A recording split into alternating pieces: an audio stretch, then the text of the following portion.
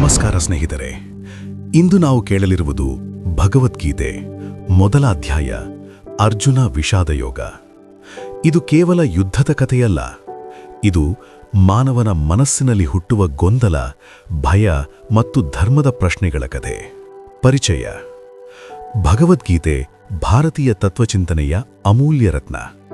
ಇದು ಮಹಾಭಾರತದ ಭೀಷ್ಮ ಪರ್ವದ ಒಂದು ಭಾಗವಾಗಿದ್ದು, ಯುದ್ಧ ಭೂಮಿಯಾದ ಕುರುಕ್ಷೇತ್ರದಲ್ಲಿ ಶ್ರೀಕೃಷ್ಣ ಮತ್ತು ಅರ್ಜುನರ ನಡುವೆ ನಡೆದ ಸಂವಾದವಾಗಿದೆ. ಒಟ್ಟು 18 ಅಧ್ಯಾಯಗಳಿರುವ ಗೀತೆಯ ಮೊದಲ ಅಧ್ಯಾಯವೇ ಅರ್ಜುನ ವಿಷಾದಯೋಗ. ಈ ಅಧ್ಯಾಯದಲ್ಲಿ ಯಾವುದೇ ಉಪದೇಶವಿಲ್ಲವೆಂದೇ ಹೇಳಬಹುದು. ಬದಲಾಗಿ ಮಾನವನ ಮನಸ್ಸಿನಲ್ಲಿ ಉದ್ಭವಿಸುವ ಗಂಭೀರ ಸಂಶಯ, ಭಯ, ಕರುಣೆ, ಮಮತೆ ಮತ್ತು ಕರ್ತವ್ಯದ ಗೊಂದಲವನ್ನು ಅತ್ಯಂತ ಮಾನವೀಯವಾಗಿ ಚಿತ್ರಿಸಲಾಗಿದೆ. ಅರ್ಜುನನ ವಿಷಾದವೇ ಮುಂದೆ ಶ್ರೀಕೃಷ್ಣನ ಉಪದೇಶಗಳಿಗೆ ಕಾರಣವಾಗುತ್ತದೆ. ಈ ಅಧ್ಯಾಯವನ್ನು ಅರ್ಥಮಾಡಿಕೊಂಡರೆ ಗೀತೆಯ ಸಂಪೂರ್ಣ ಸಂದೇಶದ ಬುನಾದಿ ಸ್ಪಷ್ಟವಾಗುತ್ತದೆ. ಕುರುಕ್ಷೇತ್ರದ ಹಿನ್ನೆಲೆ: ಕುರುಕ್ಷೇತ್ರ ಧರ್ಮ ಮತ್ತು ಅಧರ್ಮ ಮುಖಾಮುಖಿಯಾಗುವ ಪವಿತ್ರ ಭೂಮಿ. ಒಂದೆಡೆ ಪಾಂಡವರು, ಮತ್ತೊಂದೆಡೆ ಕೌರವರು. ಎರಡೂ ಸೇನೆಗಳು ಯುದ್ಧಕ್ಕೆ ಸಜ್ಜಾಗಿವೆ. ಅಂಧನಾದ ಧೃತರಾಷ್ಟ್ರ ಸಂಜಯನನ್ನು ಕೇಳುತ್ತಾನೆ, ಕುರುಕ್ಷೇತ್ರದಲ್ಲಿ ಏನಾಯಿತು? ಇಲ್ಲಿಂದಲೇ ಗೀತೆಯ ಮಹಾಯಾನ ಆರಂಭವಾಗುತ್ತದೆ. ದುರ್ಯೋಧನನ ಆತಂಕ. ಸಂಜಯನು ವಿವರಿಸುತ್ತಾನೆ. ದುರ್ಯೋಧನನು ದ್ರೋಣಾಚಾರ್ಯನ ಬಳಿ ಹೋಗಿ ಹೇಳುತ್ತಾನೆ, ಗುರುವರೇ, ಪಾಂಡವರ ಸೇನೆ ಬಲಿಷ್ಠವಾಗಿದೆ. ಮಾತಿನಲ್ಲಿ ಧೈರ್ಯ ಇದ್ದರೂ ಅವನ ಮನಸ್ಸಿನಲ್ಲಿ ಭಯ ಅಡಗಿದೆ. ಯಾಕೆಂದರೆ ಪಾಂಡವರ ಜೊತೆ ಧರ್ಮ ಮತ್ತು ಶ್ರೀಕೃಷ್ಣ ಇದ್ದಾರೆ. ಅರ್ಜುನನ ವಿನಂತಿ. ಈ ವೇಳೆ ಅರ್ಜುನ ಶ್ರೀಕೃಷ್ಣನಿಗೆ ಹೇಳುತ್ತಾನೆ, ನನ್ನ ರಥವನ್ನು ಎರಡೂ ಸೇನೆಗಳ ಮಧ್ಯೆ ನಿಲ್ಲಿಸು. ಅವನು ಯುದ್ಧ ಮಾಡಲು ನೋಡುತ್ತಿಲ್ಲ, ಅವನು ಯುದ್ಧ ಯಾರ ಜೊತೆ ಎಂಬುದನ್ನು ನೋಡಲು ಬಯಸುತ್ತಾನೆ. ಅರ್ಜುನನ ವಿಷಾದ ಆರಂಭ.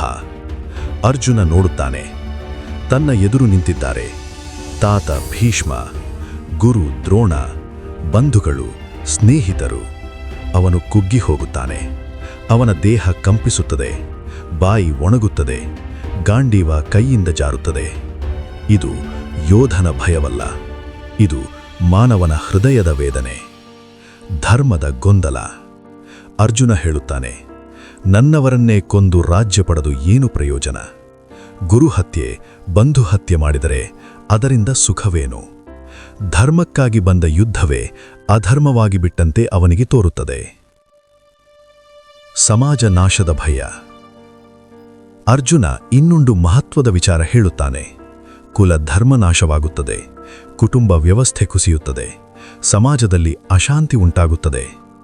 ಇದು ಕೇವಲ ಯುದ್ಧದ ಭಯವಲ್ಲ, ಇದು ಭವಿಷ್ಯದ ಸಮಾಜದ ಬಗ್ಗೆ ಚಿಂತೆ, ಯುದ್ಧ ತ್ಯಾಗದ ಆಸೆ. ಅರ್ಜುನ ಹೇಳುತ್ತಾನೆ, ನಿರಾಯುಧನಾಗಿ ನಿಂತರೂ ಪರವಾಗಿಲ್ಲ, ನಾನು ಯುದ್ಧ ಮಾಡಲಾರೆ.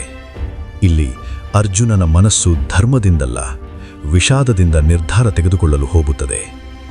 ಪೂರ್ಣ ಶರಣಾಗತಿ. ಅಧ್ಯಾಯದ ಅಂತ್ಯದಲ್ಲಿ ಅರ್ಜುನ ತನ್ನ ಬಿಲ್ಲು ಬಾಣ ಬಿಟ್ಟು ರಥದಲ್ಲಿ ಕುಳಿತುಕೊಳ್ಳುತ್ತಾನೆ. ಯೋಧನಾಗಲ್ಲ, ಶಿಷ್ಯನಾಗಿ ಕುಸಿಯುತ್ತಾನೆ. ಇದೇ ಕ್ಷಣದಿಂದ ಶ್ರೀಕೃಷ್ಣನ ಉಪದೇಶ ಆರಂಭವಾಗಲಿದೆ. ಈ ಅಧ್ಯಾಯದ ಸಂದೇಶ: ಅರ್ಜುನ ವಿಷಾದ ಯೋಗ ನಮಗೆ ಹೇಳುವುದು, ಗೊಂದಲ ಮಾನವ ಸಹಜ. ಪ್ರಶ್ನೆಗಳು ಇದ್ದಾಗಲೇ ಜ್ಞಾನ ಬರುತ್ತದೆ. ವಿಷಾದವೇ ಜ್ಞಾನಕ್ಕೆ ದಾರಿ. ನಮ್ಮ ಜೀವನದಲ್ಲೂ ಕುಟುಂಬ, ಕೆಲಸ, ಕರ್ತವ್ಯಗಳ ನಡುವೆ ಅನೇಕ ಕುರುಕ್ಷೇತ್ರಗಳಿವೆ. ಸ್ನೇಹಿತರೆ, ಅರ್ಜುನನ ವಿಷಾದ ದುರ್ಬಲತೆಯಲ್ಲ, ಅದು ಜ್ಞಾನೋದಯದ ಮೊದಲ ಹೆಜ್ಜೆ. ಮುಂದಿನ ಅಧ್ಯಾಯದಲ್ಲಿ ಶ್ರೀಕೃಷ್ಣನು ಮೌನ ಮುರಿದು ಜೀವನದ ಮಹಾಸತ್ಯಗಳನ್ನು ಬೋಧಿಸುತ್ತಾನೆ. ಜೈ ಶ್ರೀಕೃಷ್ಣ. ವಿಡಿಯೋ ಇಷ್ಟವಾದರೆ ಲೈಕ್, ಶೇರ್ ಮತ್ತು ಸಬ್ಸ್ಕ್ರೈಬ್ ಮಾಡಿ.